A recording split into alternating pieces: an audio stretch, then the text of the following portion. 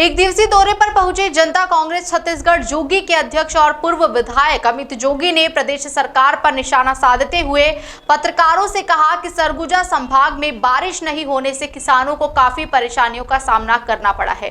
बरसात हुई लेकिन काफी देर से हुई है, ऐसे में किसान खेती में पिछड़ गए हैं। सरकार को चिंता करनी होगी। आने वाले समय में यहाँ भयावह अकाल की स्थिति का अनुमान लगाया जा रहा है। सरकार को अभी से कमर कसकर तैयार होना चाहिए। साथ ही राहत कार्य खोलते हुए किसानों को सही समय पर बीमा और मुआवजा उपलब्ध करवाना चाहिए ताकि किसान अकाल की स्थिति का सामना ना कर सके। वहीं दूसरी ओर कहा कि जहां पूरे देश में जीएसटी टैक्स प्रणाली लागू है तो वहीं पूरे प्रदेश में बीएसटी टैक्स भूपेश सरकार टैक्स पूरे जिले में लागू है। इसके बिना कोई भी व्यापारी एक काम भी नहीं कर सकता है। इससे समझा जा सकता है कि किस तरीके से सरकार में वसूली की जा रही है। Bureau report.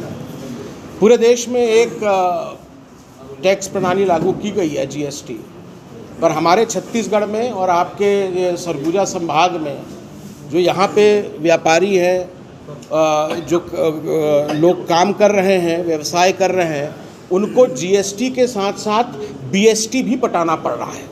हर टन पर कहीं 25 रुपया, कहीं 30 रुपया, कहीं 50 रुपया बीएसटी के रूप में वसूला जाता है। जहां जीएसटी देने में लोग आनाकानी कर सकते हैं, बीएसटी को कड़ाई से वसूला जा रहा है। ऐसा भ्रष्टाचार का जो तंत्र है वो पहले कभी छत्तीसगढ़ में देखने को नहीं मिला। ये तो आपको माननीय मुख्यमंत्री जी से पूछना पड़ेगा कि वो बीएसटी क्या है। अच्छा, ये बीएसटी शराब पे भी लागू है क्या? शराब पे भी है क्या लागू? शराब पे तो पूरा बीएसटी लागू है, जीएसटी तो लागू है ही नहीं। शराब एक ऐसी चीज है जिसमें जीएसटी नहीं लग रहा है, केवल बीएसटी लग रहा है।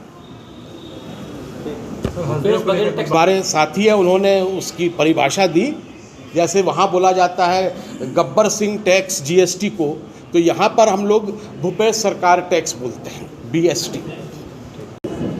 सरगुजा में बरसात हुई लेकिन बहुत लेट बरसात हुई और इसके कारण आज क्षेत्र के जो 60 से 70% खेत हैं उनमें बुआई नहीं हो पाई है, रोपाई नहीं हो पाई है।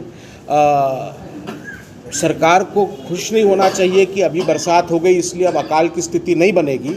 जो मेरे पास जानकारियां आ रही हैं, एक भयावह अकाल की स्थिति यहाँ पर निर्मित हो सकती है और इसलिए सरकार को अभी से कमर कस के काम करना चाहिए। राहत कार्य खोले जाने चाहिए, किसानों को सही समय पर बीमा और मुआवजा उपलब्ध कराया जाना चाहिए ताकि अकाल की स्थिति से वे सामना कर सकें। है के लिए कहीं ज़्यादा बेहतर कि हम लोग यहाँ पर बिजली बनाएं और उनको बिजली बेचें। आज एक यूनिट, जबकि अगर मैं कोयले को बेचूंगा तो कितना खर्चा आएगा, कम से कम 100 गुना। उनकी कॉस्ट को भी ये सोचना चाहिए। और हमारे देश पर जहां हसदेव बांगो डैम इसका विरोध करेंगे और मुझे लगता है कि अब पूरे प्रदेश में एक तरह से सहमति बन गई से पारित हुआ है। सारे जो राजनीतिक दल हैं अब जब वो सहमत हैं कि ये चीज जो हो रही है तो उनको कोई मिलकर समाधान भी ढूंढना चाहिए। और जहां तक लोगों का तो काम है मुनाफा कमाना, उससे हमें कोई वो जनता ने अडानी अंबानी को वोट नहीं दिया, जनता ने गवर्नमेंट को वोट दिया। एक ऐसी गवर्नमेंट को जिसके सर्वोच्च नेता यहाँ खुद मदन